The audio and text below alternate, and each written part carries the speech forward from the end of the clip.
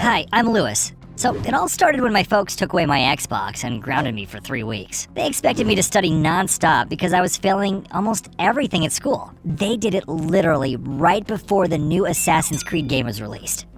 I turned to my best buddy, Stanley, for help.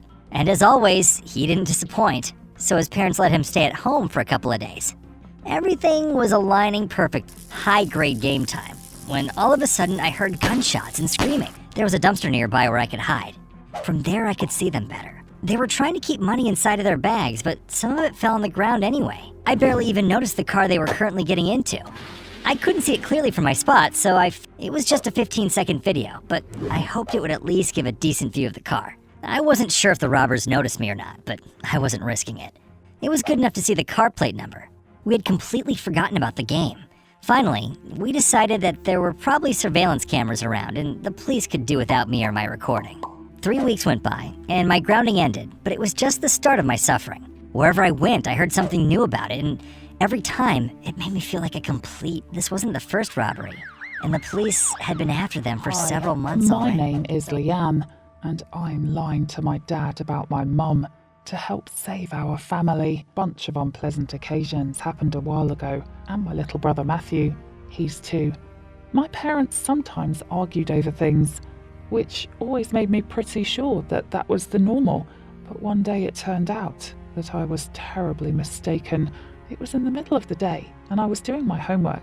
At some point, she asked me to go look after Matthew. After 10 minutes, I realised that Mum still hadn't returned, and I decided to go and see if everything was okay with her.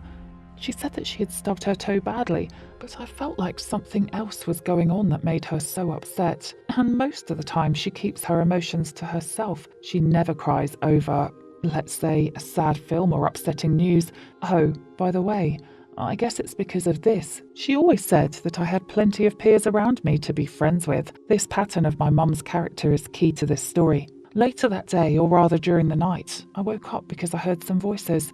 And judging from the few words that reached me, then I understood why she was crying earlier that day. I got really scared, and I saw how hard it was for him to be forced through such serious, so I was just lying in my bed, or to breathe loud enough that I wouldn't be able to hear anything else from that talk. It turns out that while they were arguing, she immediately regained consciousness just to make sure that she was all right. I will never forget that night. I darted from one corner to another. They didn't come home until the morning, and Mum's face showed that she had only just stopped crying.